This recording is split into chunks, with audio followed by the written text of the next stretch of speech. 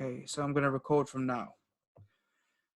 Okay, so welcome to this one. So in this one, what we're going to be doing is we are going to be quickly discussing some of the main points when it comes to changing body composition. And this is obviously important for a few reasons. So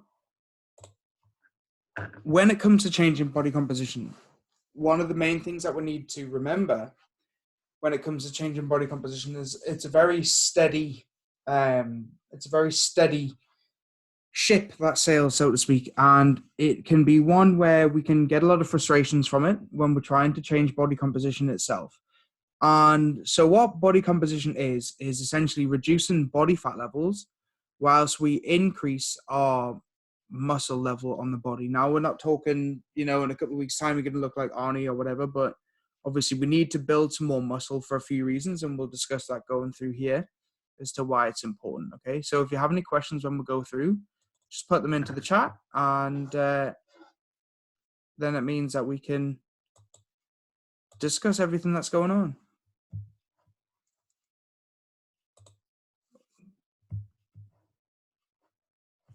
So why can't I see the chat? Oh,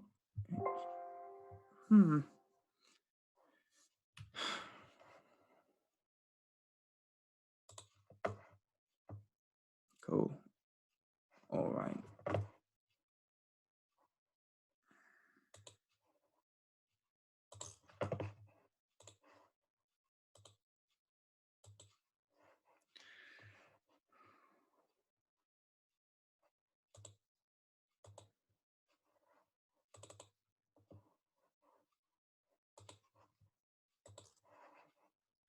Cool. So, so when we go through changing body composition, it's important to realize what we're doing for a couple of reasons.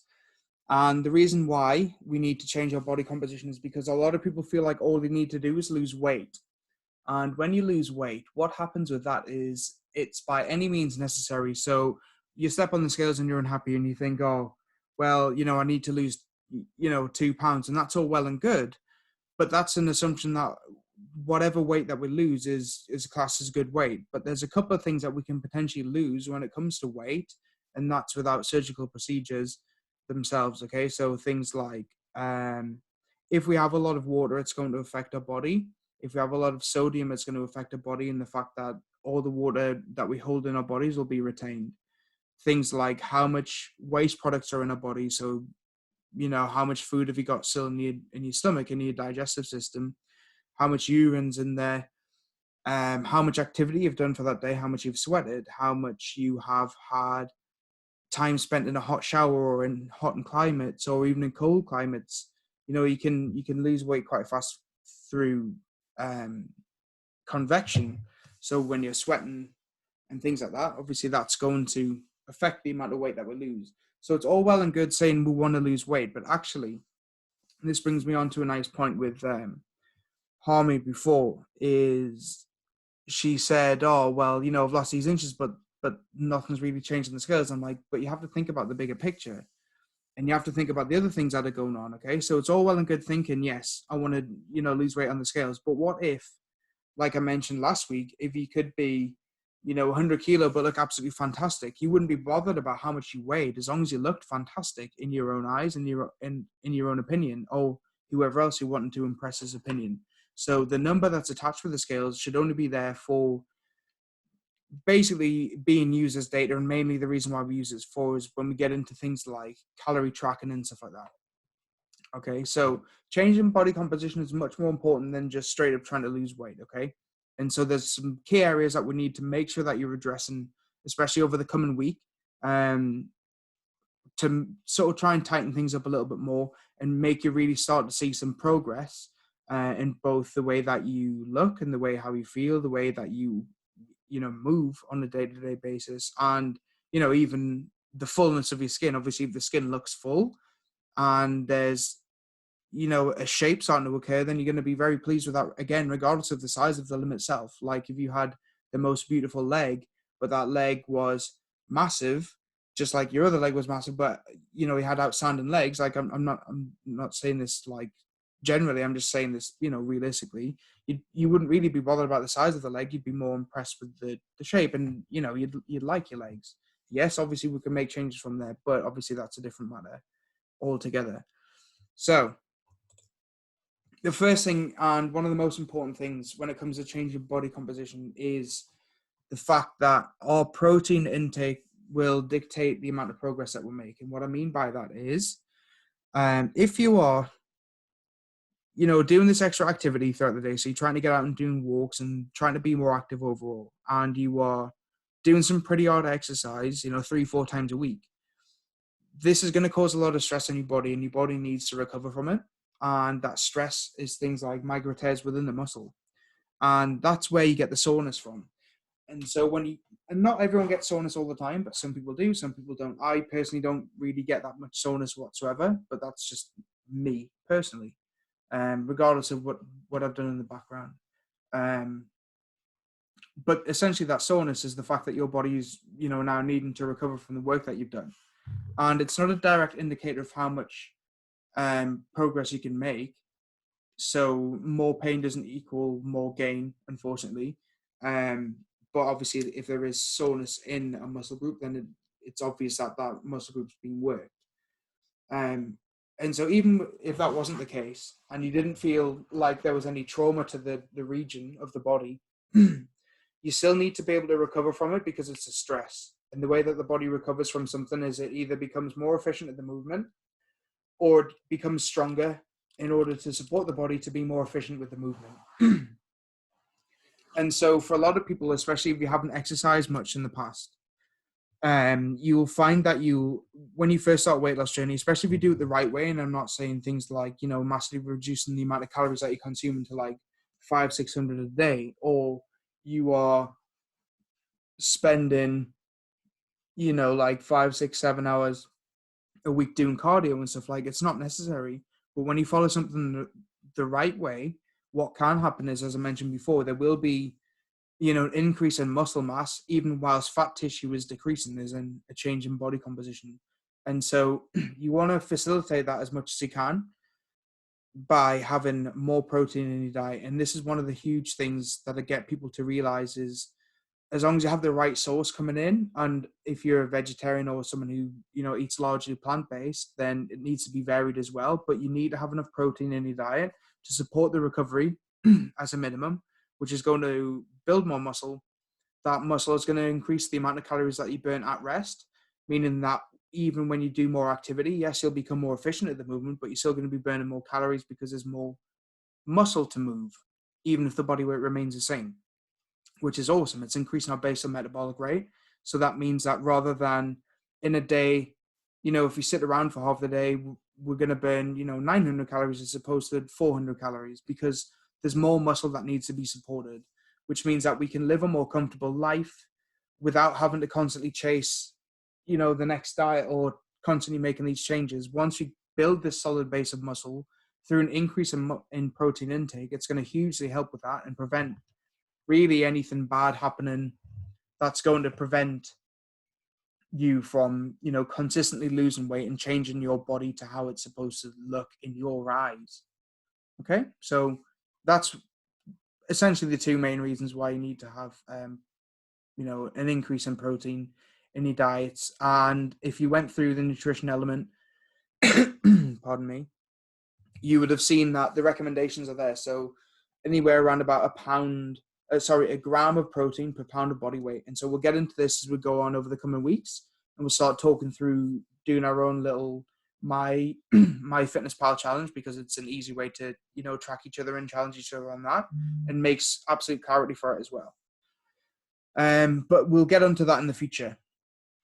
Okay, we'll do like a mini course on MyFitnessPal to make sure everyone's using it the right way and without wasting time on it. But so when we start tracking our protein to make sure that we have, the adequate amount for our bodies, it's also going to help with in changing the way that your body does things. So what I mean by that is, if you have a lot of protein in your digestive system, so you've ingested it, it takes more calories to break down protein than it does anything else. So for 100 calories worth of protein that you would consume, you'd have to consume around about another 30 calories from your body, as in within its energy systems that are stored to use that protein. So it doesn't sound like much, like 100 calories, of protein is 25 grams.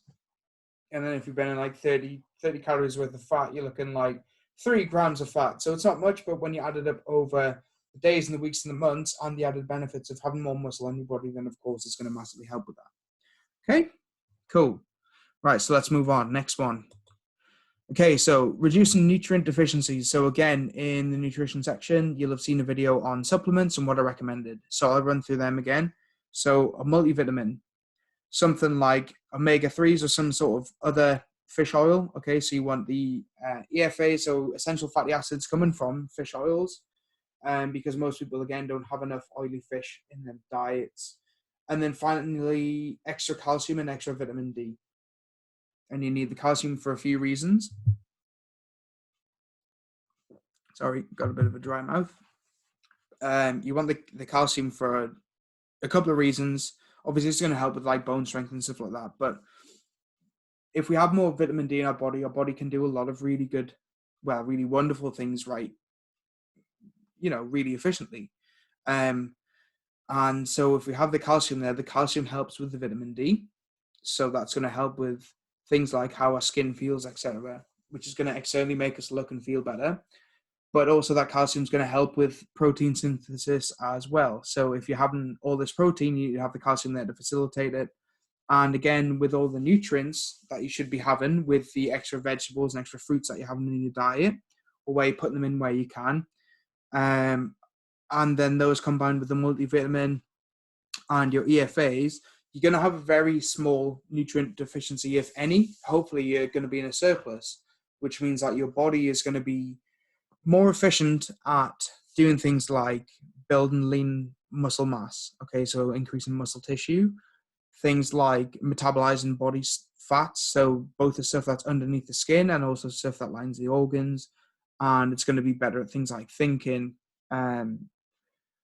decision making, etc. There's obviously, most people will be quite aware of the benefits of having your vitamins and minerals, and if not, we can go through that as well, a little bit more in depth, but only to a level that's really required, because obviously I'm not a biochemist, so I'm not going to break it down, and it's just not necessarily this level. But if you haven't understanding that being deficient on micronutrients, so your vitamins and minerals, is going to affect how your body uses the macronutrients, so protein, carbohydrates, and fats. And all of these things working together are going to help change your body composition for the better. And then finally, caffeine. So I got asked about this. I forgot who asked. I think it was Malini. She asked about caffeine and the benefits of it. Like I said last week, caffeine is not any sort of wonder drug, so don't think that it is, but it has... I think there's an articles, like an index, which linked to like 50 legitimate benefits to having caffeine in your diet. And that doesn't mean having 12 cups a day, but having like 200 milligrams a day of caffeine.